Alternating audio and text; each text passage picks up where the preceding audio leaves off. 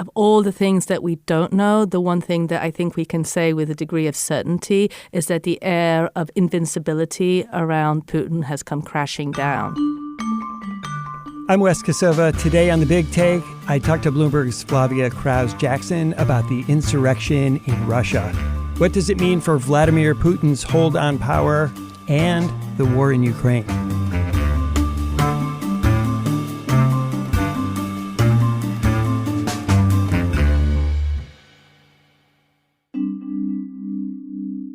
Flavia, I think we all watch these extraordinary events unfold in Russia over the weekend. We have an armed insurrection that came within 200 miles of Moscow, and now a lot of questions about whether Vladimir Putin is weakened, and if so, how far he might go to restore his grip on power. You've been covering this story around the clock this weekend. How did this happen? I mean, Vladimir Putin essentially managed to avert an attack on Moscow at the very last hour, an attack that saw what was one of his closest allies, the head of the mercenary Wagner group, Yevgeny Prigozhin, and who, in an extraordinary move, was leading a group of his own fighters directly to the capital. There had been some loose talk calling it an alleged coup, but I think here precision is actually very important. It was definitely an insurrection, a mutinous act, but a coup has a very, very specific meaning in Russia, of all places. It implies an overthrow of actually the president. And as much as Prigozhin was kicking off, he was very much saying, hey, I'm marching to Moscow, this march of justice, but it was never phrased or couched as, I'm going to get rid of Putin. It was very much, I need to take the law in my own hands and deal with the Ministry of Defense myself, because they are not doing the job they should be doing on the ground.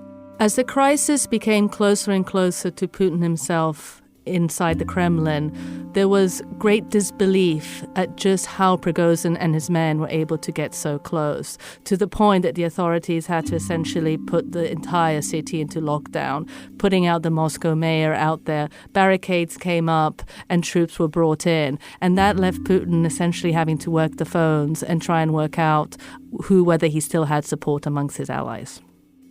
What we know from our reporting is that insiders in Moscow, close to Putin, were just absolutely stunned that he had let this go so far. Is he really as strong as we've always believed him to be? And suddenly the air of invincibility around him has come crumbling down.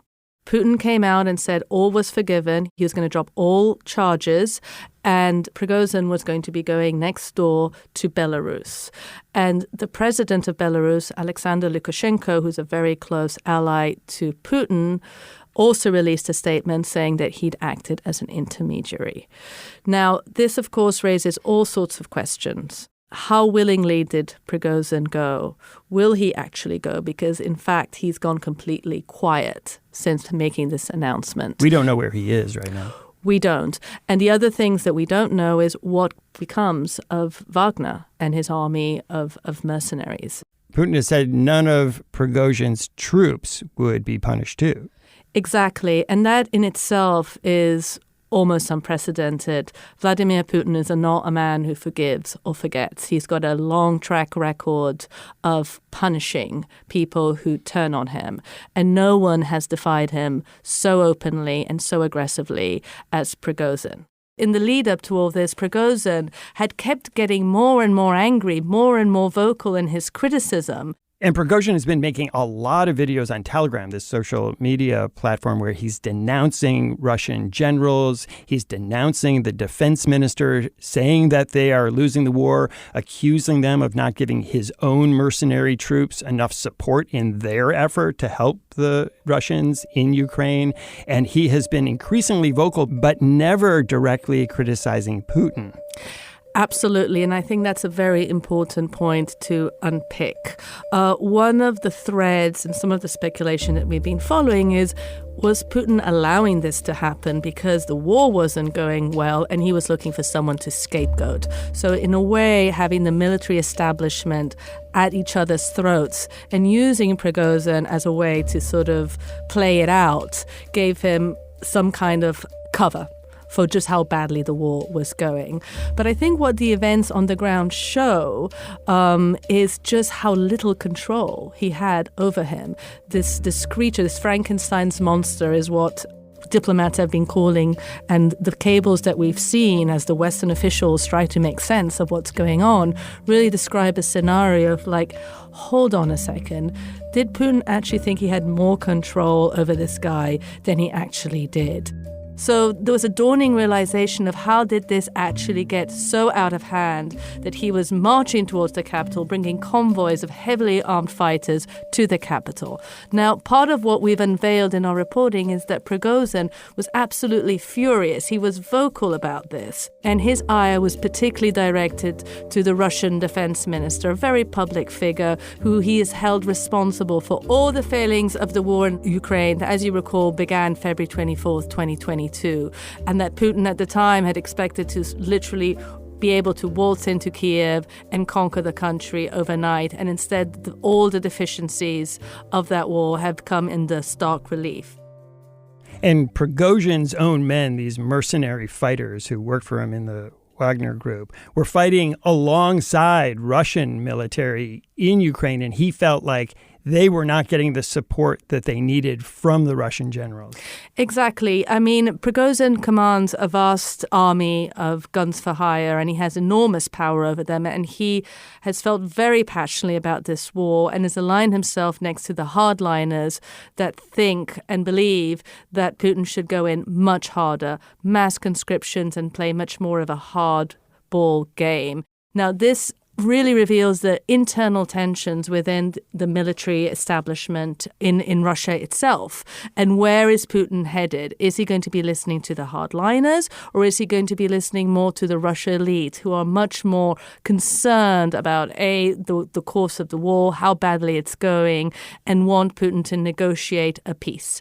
And so the question here then becomes, is Putin being forced potentially to take a much even harder line position than perhaps he had done so far?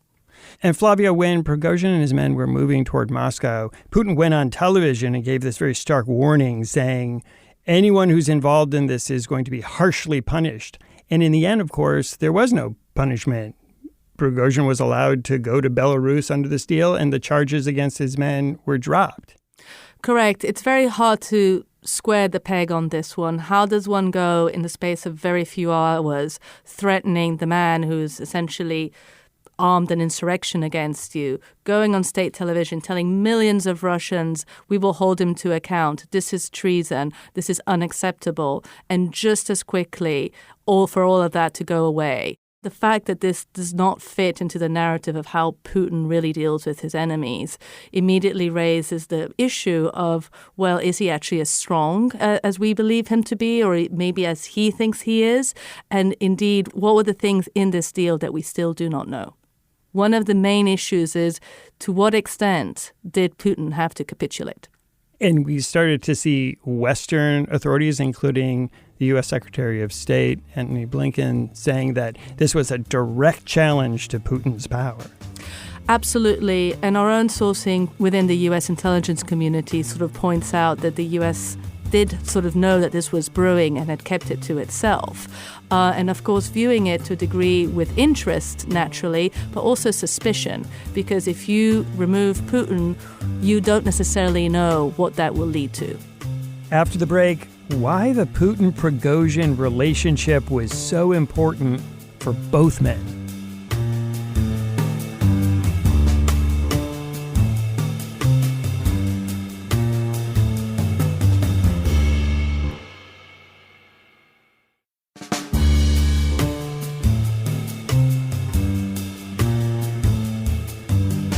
Flavia, maybe we should take a minute and talk about this relationship between Prigozhin and Putin, because I don't think you can overstate just how important Putin is to Prigozhin and Prigozhin is to Putin. You're absolutely right, Wes. And I think we've got to really take that relationship and go back a little bit in history. Significantly, they're both from St. Petersburg with different backgrounds, obviously, but both tough guys. Prigozhin, an ex-convict, small-time crook who was put in prison for stealing.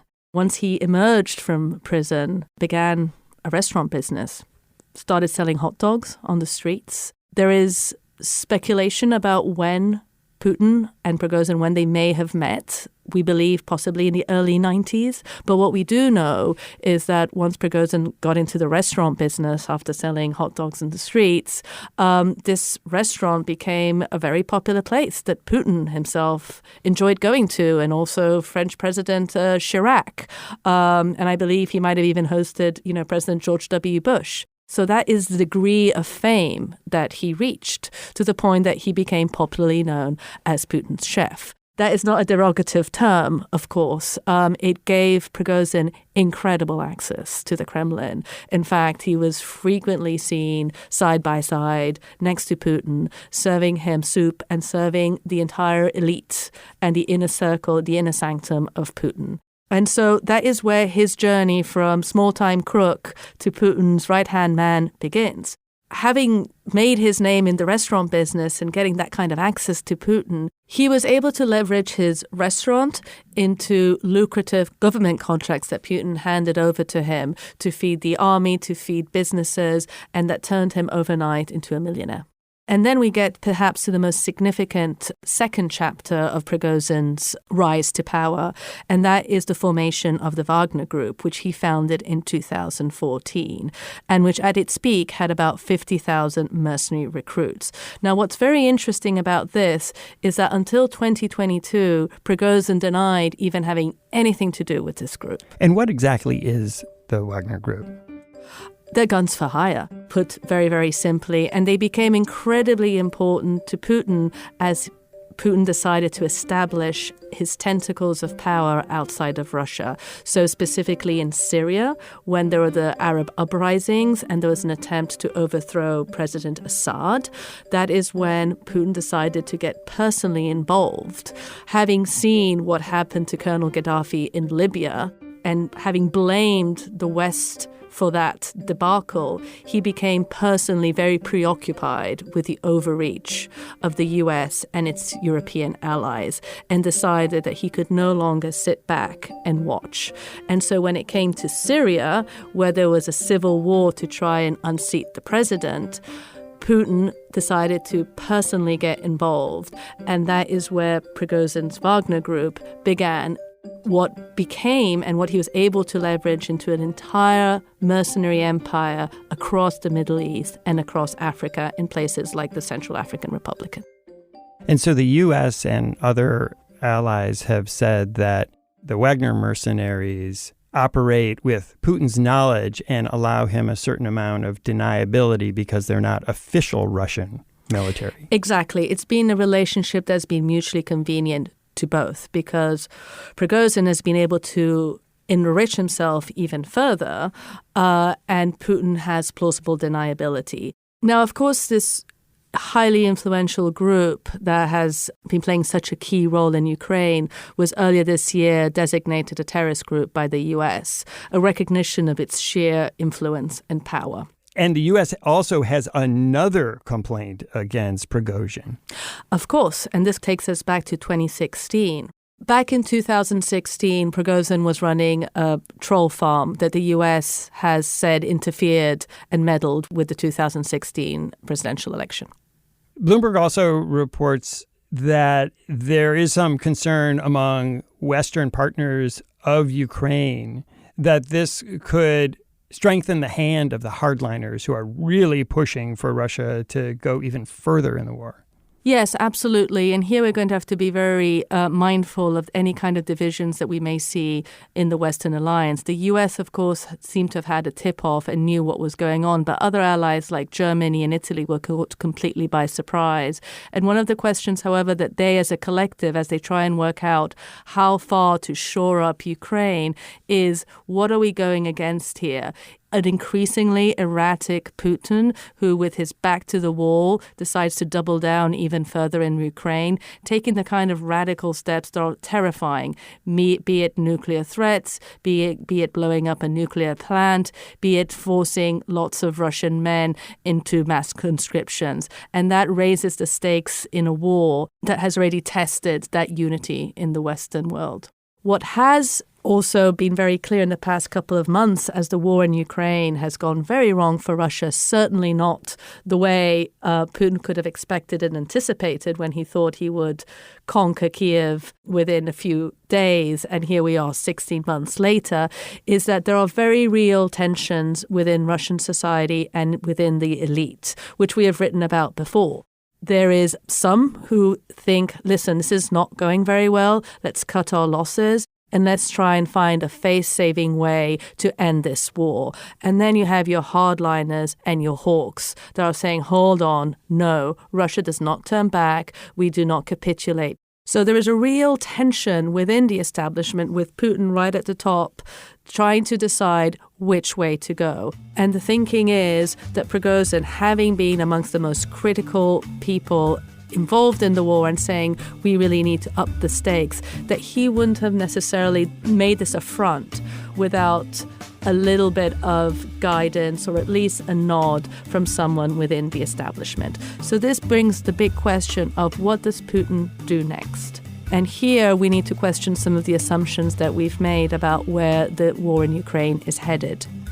When we come back, what this turmoil could mean for the war in Ukraine.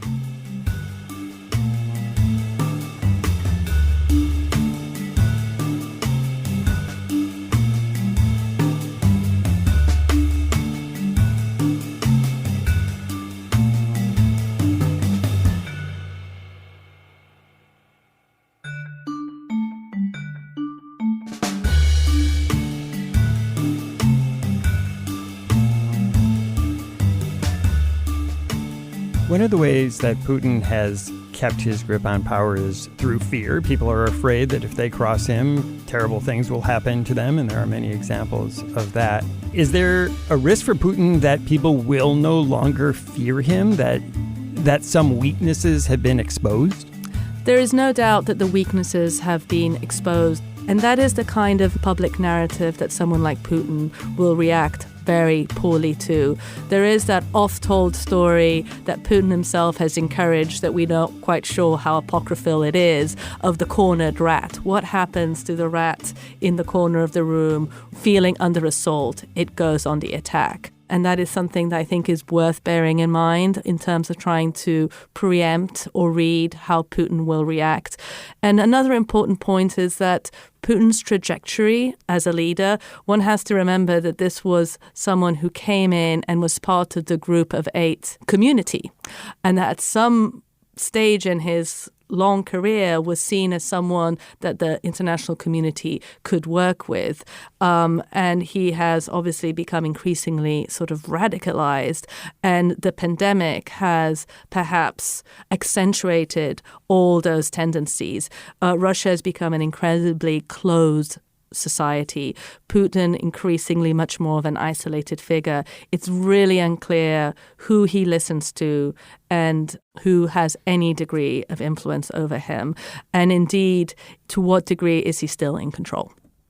And what happens now to the Wagner group? If Prigozhin is in exile, there are troops in many other countries. What happens to that organization?